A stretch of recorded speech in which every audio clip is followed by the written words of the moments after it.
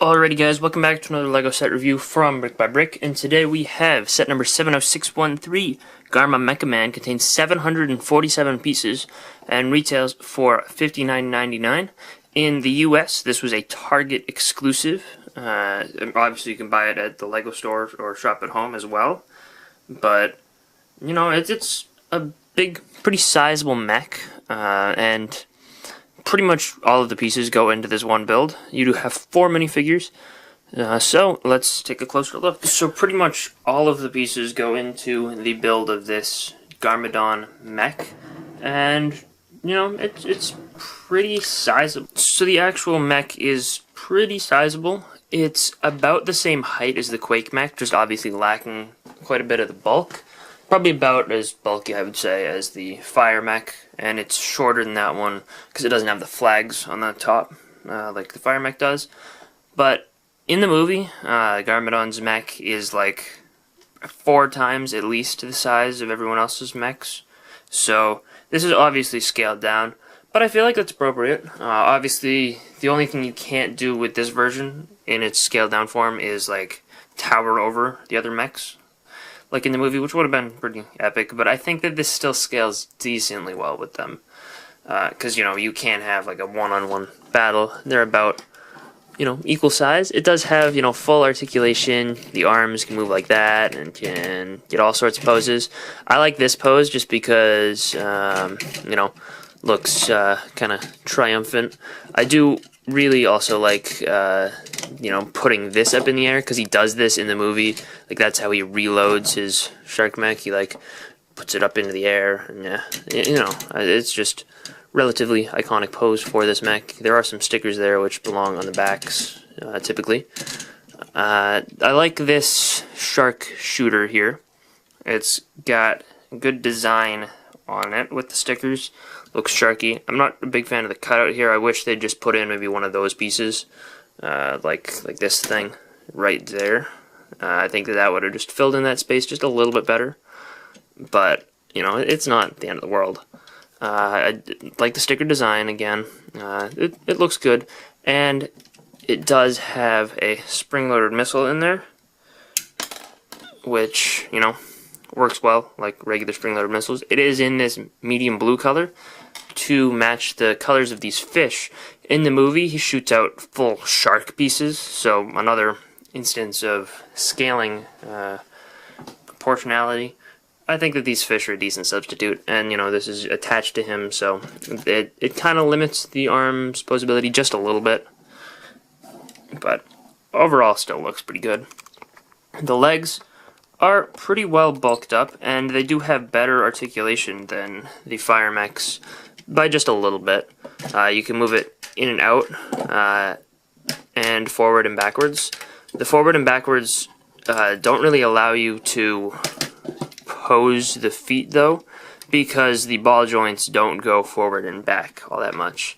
So you can get it looking like it's in a walking pose, but it can't actually stand like this unless you provide some pieces of your own to support the feet. But, you know, it is nice that it has that posability, because I'm sure kids will like that even if they can't, you know, stand up their mech. They can make it kick things, or, you know, look like it's walking as they, you know, just move it along. Does say danger on these stickers. You know, these stickers are the same right here on these spoiler pieces. They've got a 9 on each foot. From the sides, you can see they're really kind of beefy legs. It does have these propellers on the back, you know, for when he's swimming or coming out of the water. And I think that this is a decent stance for him as well. You can also move him 1 forward so he looks like he's looking down on everybody, which, you know, my tripod. There we go. But, you know, he looks like he's looking down on everyone. I think that's good. Good pose there. He does also have these posable, like, shoulder armor piece, or hip armor pieces, I mean. These stickers are the same on all of the pieces that are like that. There's also some in the front, and another, you know, one on the side. And this can be angled upwards and downwards.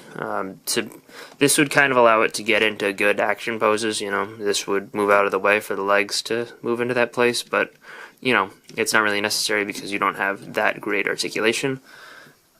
Moving up to the chest area, this is where Garmadon sits. I like all the stickers here. They make it look really good. They're kind of a pain to apply. Not that they're hard, it's just that there's a lot in like this span of like 3 steps. There is also a sticker there showing Garmadon's display that he can use to target things. And he just sits in there, pretty easily. You can also angle up the hat, but when he's leaning forward, the hat there's no friction there, so it's just gravity that pulls it back down. But you can push it out of the way, and there's really nothing in that space. So, it is still easy for Garmadon to fit in there though, and that's a good thing, I think. And it just closes up really nicely. I like that look. I think that that's pretty good, especially how you can see his face in there, kind of. If we get the shadow out of the way, you can kind of see his face. It's just peeking over the teeth. And, the actual helmet design up there, I think, looks menacing from a distance, and if you don't look at it too closely. I think that this side is really bad. I don't like this. I really wish they'd done something kind of like the Garmadon, where they had the studs on both sides with this piece here, and they'd built it out to kind of fill in that space. But I don't know. I don't think they really had enough space to do that pretty well. So I'm okay that they didn't. I do think it detracts from the appearance of this thing. It does kind of add a lot of weight backwards when you pull that up, though. So that's another minor issue. There are some stickers on these pieces. They do look, alright. I don't mind it. And these are just angleable. And, the side sticker here is the same as the one on the other side. Just minor details to point out. But overall, I like that. I like what they were going for with the shaping of the helmet. And also, you notice that there are teeth there making a full mouth for the shark. The hand over here that's not the spring-loaded shooter hand that we didn't look at before, it's got fingers. The thumb is a ball joint, and the other ones are on Technic axles. It's kind of tough to grab like a minifigure in there, say. You can kind of squeeze them in. It's especially hard when they have an accessory. And it'll stay, but it's not as easy as some previous mechs' hands have been, for grabbing things. But, it works, and you can also give a thumbs up, so that's cool. And that's pretty much all there is for detailing and features on the front. But if we turn this thing around, we've got one of my favorite parts of this thing, which is the fish tank for his ammo. I think that looks really good, especially with the trans blue. Kind of makes it look like water in there. But that is just a cockpit canopy piece angled over these 2 fish. Looks really good. I like the do not feed sticker, don't feed them. And you do have a clip here to hold on to the ultimate weapon. Or not the ultimate weapon, but the ultimate weapon. It gets a little confusing. And there is a clip for a spare piece of ammo. And you can see these stickers just one more time. I kind of like the red and gunmetal gray design that this thing has going on. And also, you can see this angles back up pretty, It just allows for better access to the cockpit. And I don't think I showed you that very well from the front the first time, so, it's built alright.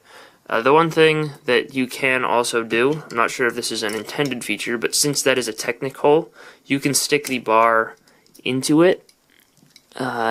It's a little bit harder to do than it should be, but you should be able to get that in there. It's tough to push it down because of the the weight of this thing, but it is possible if you try really hard to get that in there.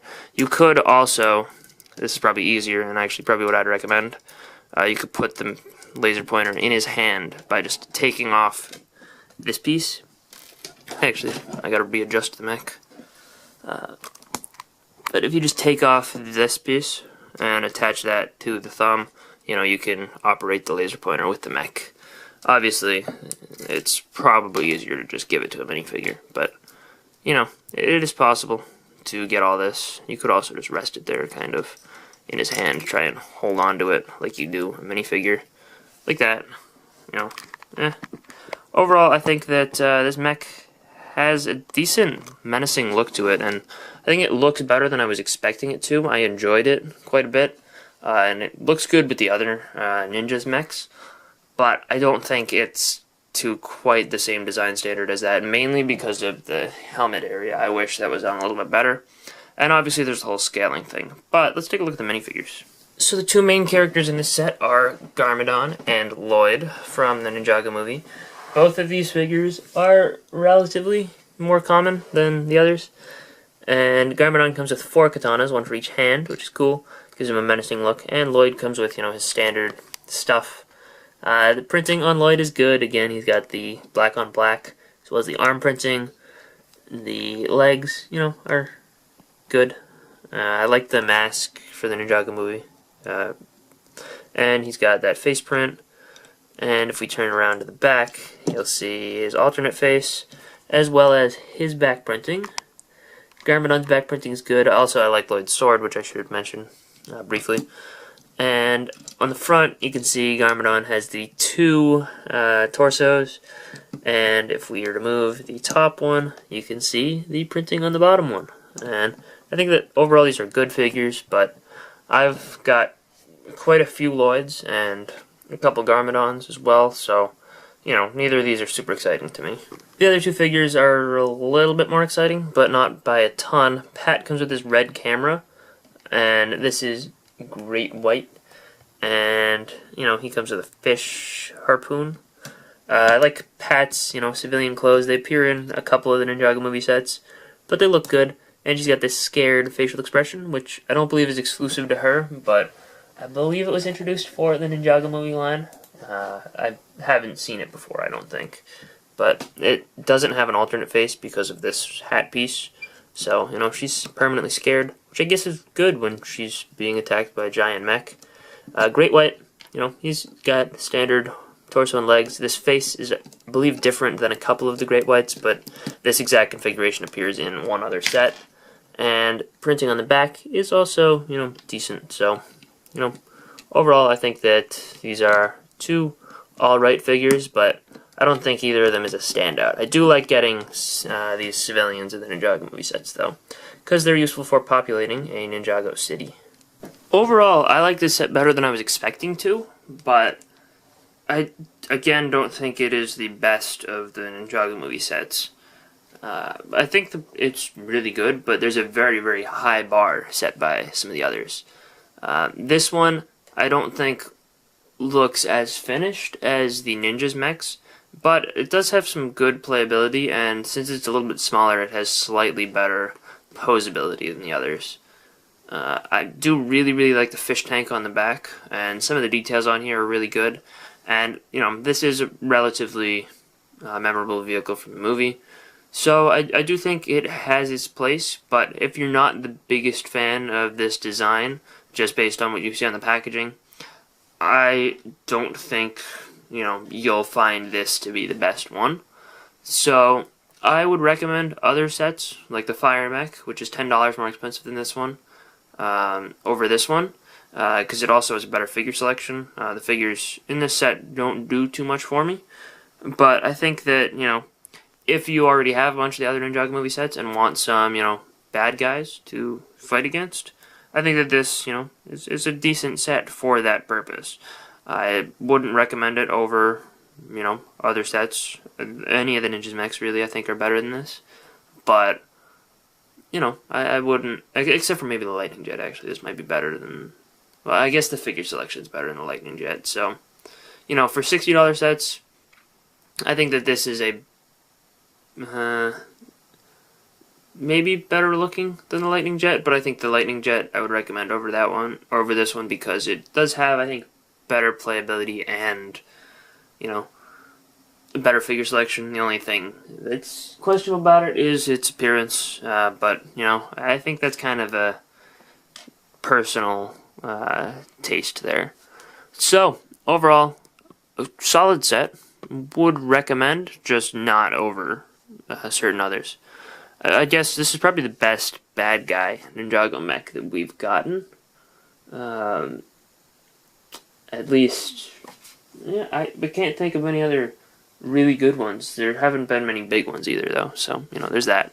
But anyway, I think that this is cool, just not the coolest. Hope you guys enjoyed. We'll see you guys all next time. Bye, everyone.